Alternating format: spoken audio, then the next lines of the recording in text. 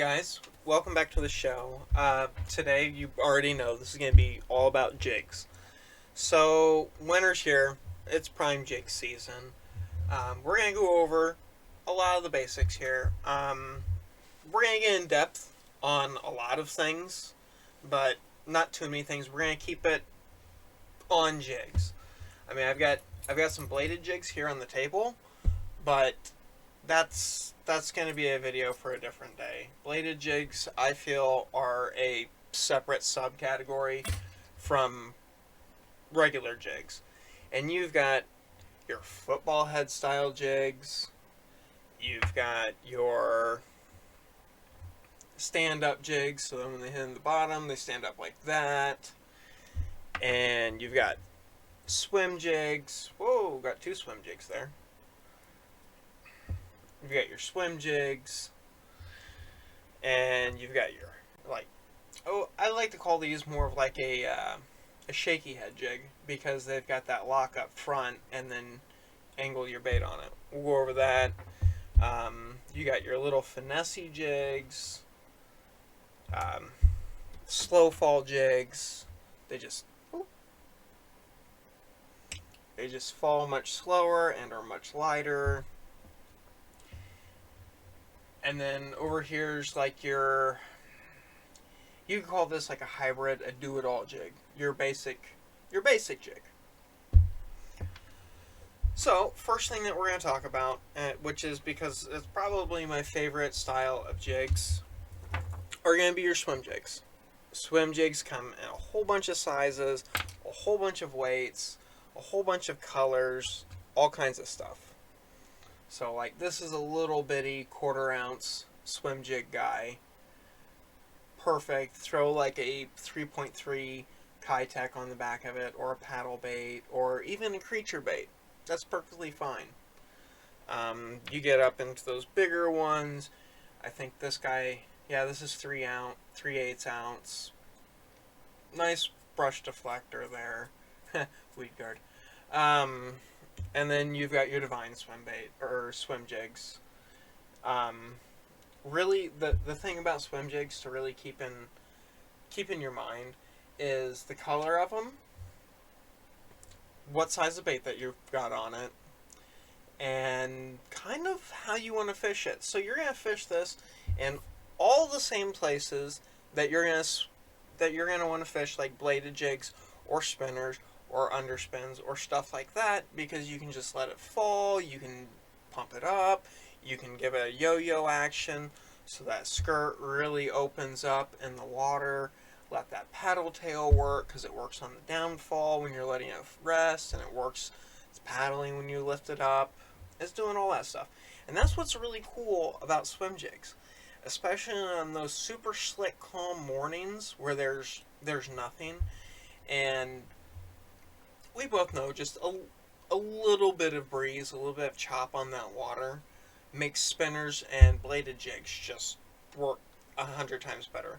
But those mornings where you just need something subtle, the swim jig will be your best friend. And what you're looking for on the weed guards, and really it's the weed guards on all the jigs, is you want that one. If you've ever worked in a shop or like a barn or anywhere where you've ever had to sweep, you know the difference between the good broom and the bad broom. What you're looking for are those good broom bristles, where they feel just right. They're stiff enough, they're going to keep stuff off of it, but they're subtle enough, it's not going to stop the fish from biting down on it. That's really what you want to look for. And you might not always be able to feel that through like the packaging. Like on some of these other packaging, you can feel it because you can bend the packaging. This is a slow fall jig right here. The stand-up one that I showed you over there. It's pretty soft. It's pretty nice. Same thing with this little firework tightrope. There's enough room in there that you can get your hand in there and you can feel it. It's a nice brush guard. Now, if you get a jig with that one that's too tough, all you have to do, because which one was it? Oh yeah, it was this one. This is a gridiron jig. This brush guard here is way too stiff. So what you want to do is you kind of just want to play with it for a while, kind of break it down. Sometimes what I'll do is I'll take them and I'll put them in hot water, and I'll kind of just spread them out a little bit if I can't get them to soften up a little bit, because you're not going to want to play with it long enough for those bristles to soften up so that they're a little bit better. But yeah, super slick calm mornings, that is your prime swim jig time. And you're going to want to match the hatch, and you have a million different color options. You got your black and blues, you got your bluegill looking guys, you got chartreuse and white, you got your sexy shads. You know, these are my favorite jigs. I use all the jigs, but the swim jig's my favorite.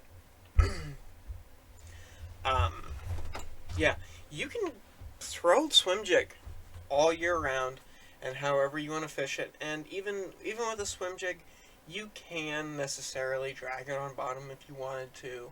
They're really weedless, so you can throw them into sticks and stuff like that fairly easily. Just be cautious, because I mean, that weed guard's good, but it's not perfect. So with that being said, I highly recommend on your swim jig trailers you keep paddle tails on there, or some sort of or you could even throw creature baits on them. Anything with that action. But yeah, that's swim jigs in a gist. They're in like 5 minutes. That's pretty much what I got for swim jigs, really. Um, just keep an eye for your hook keepers. You want to have good ones that'll hold bait, because you don't need the bait flopping around when you're making bomb casts with it. So we're gonna move on. We're gonna go to the stand-up jigs. Okay. Oh, let's pick up one I like better. Yeah, here we go. Here's a really good one. So this is a little 5/16, barely under a quarter. This is a finessey little stand-up guy. So what I'll do with this is you can throw anything you want on the back of this, because whatever you throw on the back of it's going to try to float. So like even if you took like,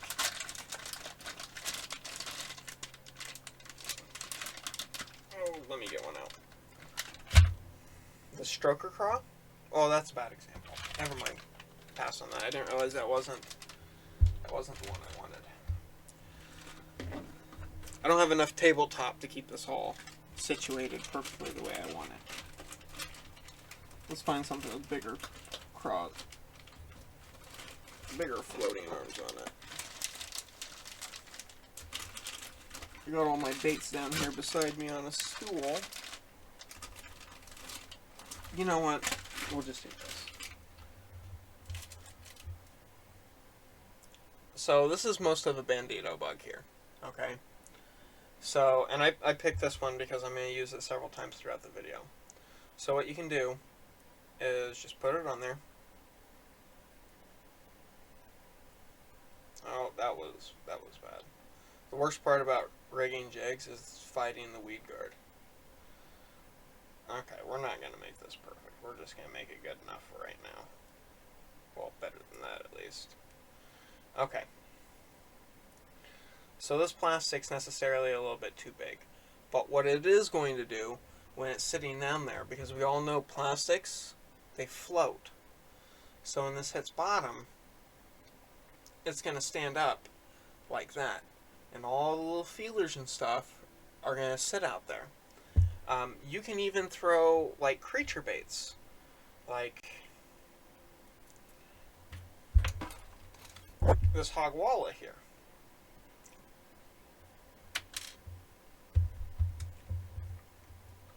You know, maybe trim it down a little bit, but you could throw that.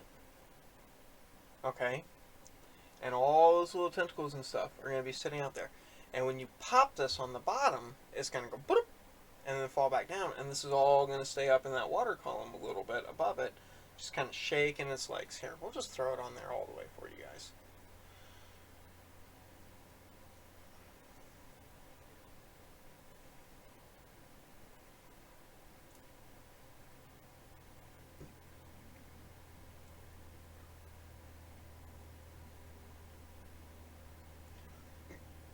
Wow, I thought I hooked a lot more of that than I did.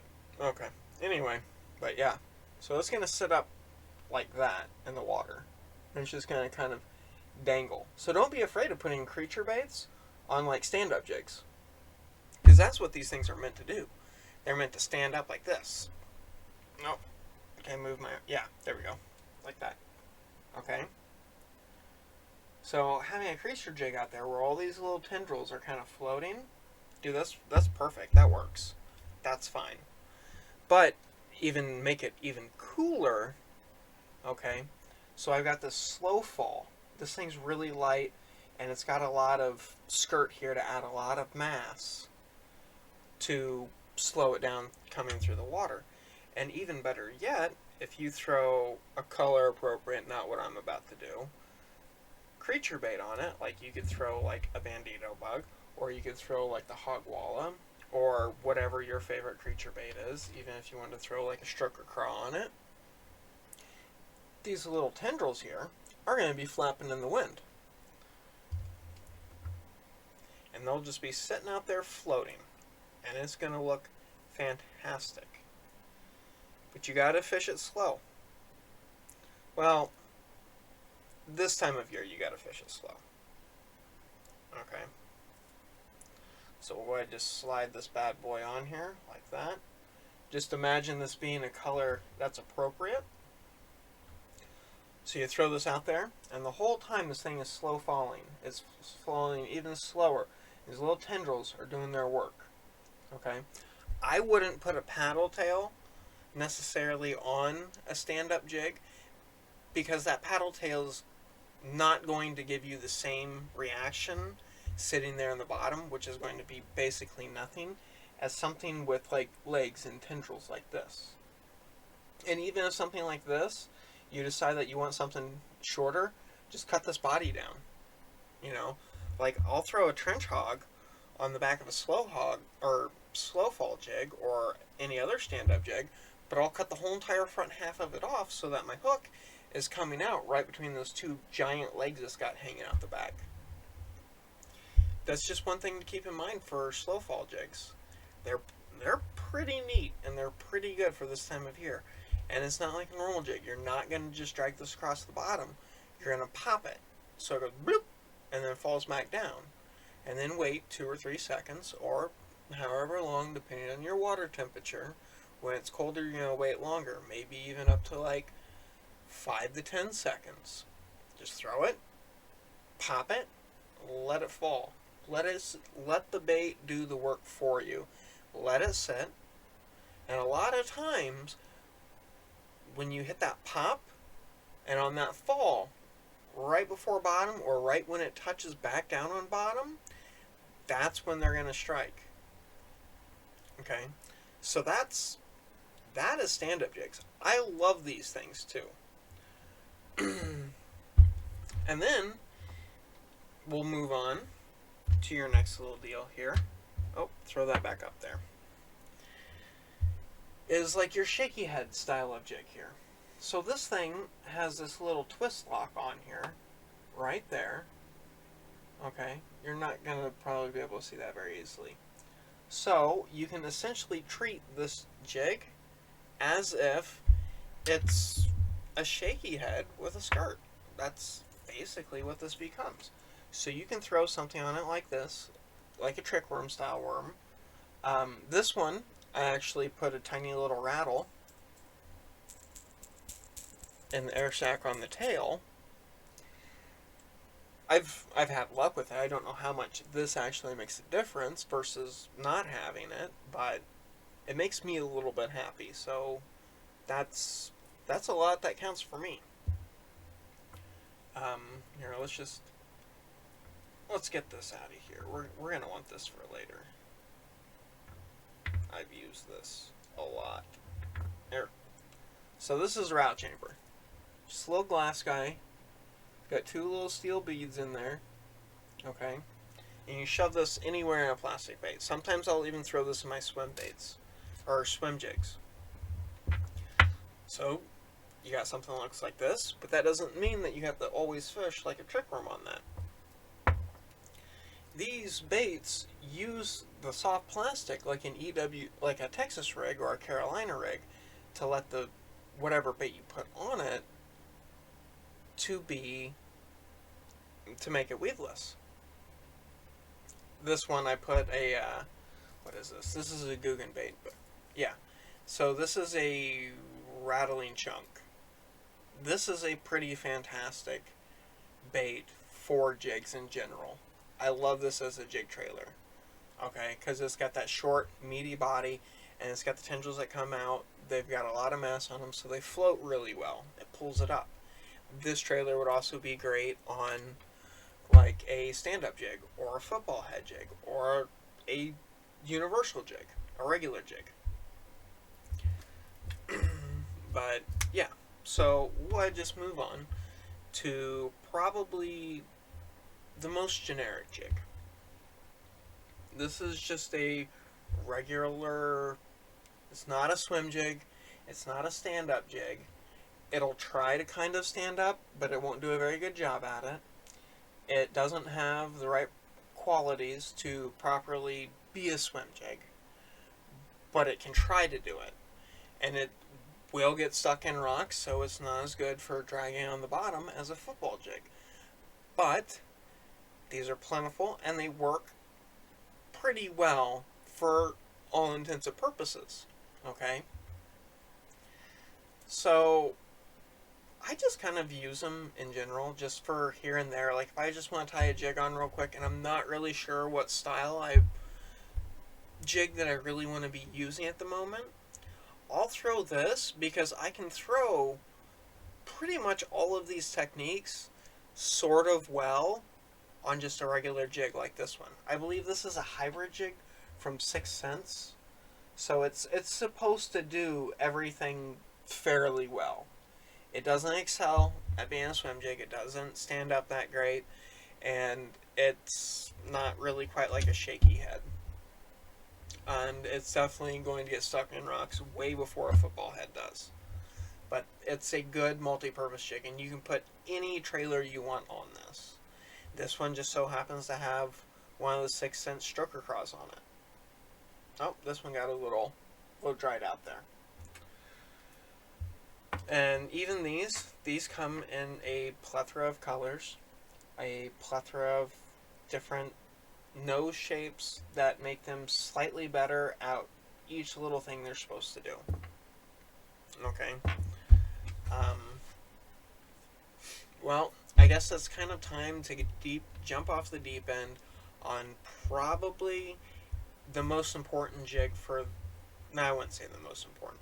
One of the more important jigs for this time of year. Oh, I didn't talk about finesse jigs. They're just little guys. You put trailers on them, or you don't have to put much of a trailer on it. Just downsize whatever you got, throw it on there. This is a little ball head guy. Just does little finessey jig things. Nothing too fancy. Yeah. So let's get into football heads, because football heads are the big thing for this time of year right now. And a couple of little modifications that you're going to want to do. So, with football head jigs, these are the ones that have a football head. Okay? I guess that was a bad example. I'll show you guys that one, so we'll grab this nice silver one. They got that big wide head. Okay? These are good for dragging. They're not the bait that you're going to want to use for anything else other than maybe punching, but I don't know why you would really want to punch with one of these jigs. They make punching jigs, but we don't have mats here really in Washington. But yeah, these guys are specifically designed so you can drag them across the bottom, and they shouldn't, well, they're going to have a much harder time getting wedged up in rocks when you're dragging across the bottom on a hard bottom. You can drag them through mud. It's just not the most advantageous thing to do, in my opinion. Other people can disagree with that, but that's how I feel. That without having that contact with rocks and be able to kind of bust around them and stuff like that when you're pulling on it, giving it a little bit of life here and there, I don't feel a football jig is the jig to be throwing on soft bottom. If you want to throw on soft bottom, I would highly suggest something like a shaky head style jig, or even like a stand-up jig. That would be way better for a soft bottom, in my opinion. Um, but we're going to get back to football jigs. So with football jigs, you can throw basically any trailer you want on the back of them. I would keep it simple to something like these craw patterns here, so they have those big floating claws out there. Just give it a little bit of subtle movement as you can, okay? But now that we're into winter, one thing that I do highly recommend that you do is trim your footballs. So what I mean by trimming your football jigs, now I don't really trim the rest of my jigs except for football jigs. Okay, so what you'll do is, because in the winter, bass necessarily don't want that gigantic profile that you get from a jig having a full skirt. If this skirt would just work with me. Okay? So what I do is, so I take the jig, I hang it down like this, so all that skirt material is going straight down. And then I grab it just underneath the hook, okay? Watch your hands on this part, guys. And then I trim that extra skirt off of it. Set that over there so it doesn't make a mess. So you end up with a much smaller profile jig. It's still got the same size hook and everything else. But I'm still going to run the normal size trailer on it.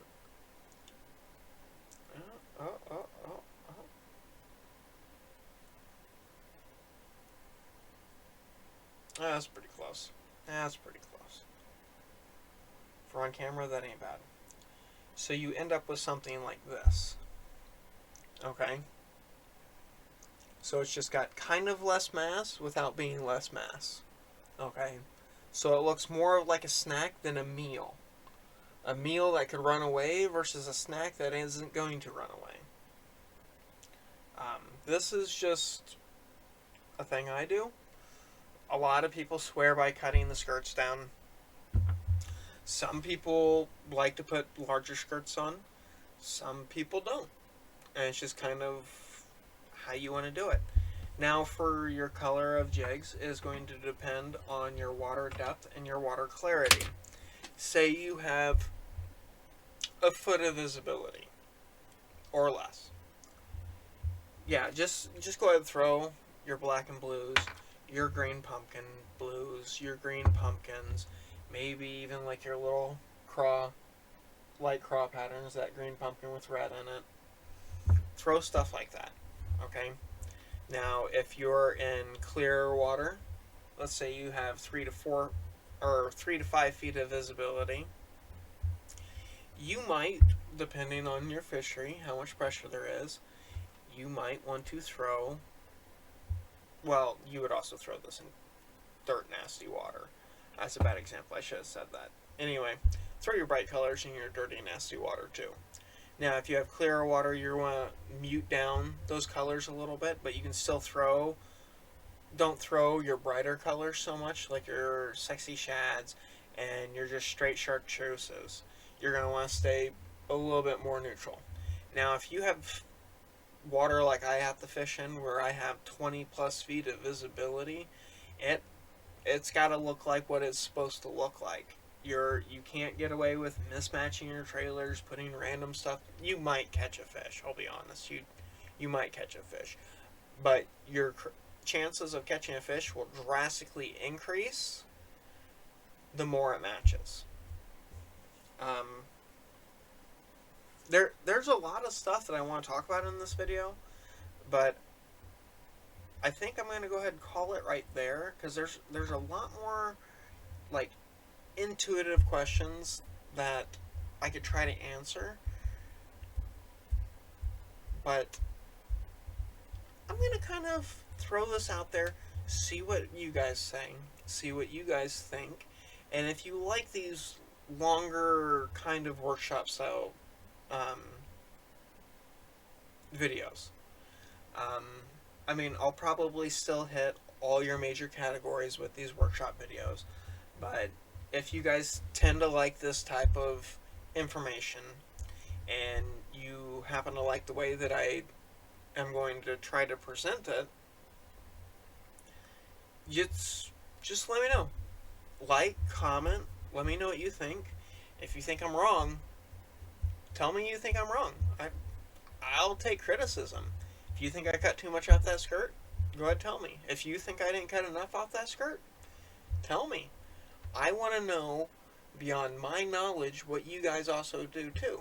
I want this to kind of, in a way, to be an open format. So if you have a suggestion for something about jigs, say it down in the comments. I'm not the world's biggest jig fisherman. I'm not. I have lots of other things that I would throw before a jig, but I have a lot of things that I would throw a jig before. So let me know what you think. Um, Stay safe out there. It's getting cold, guys. Let me know what you think. And tight lines.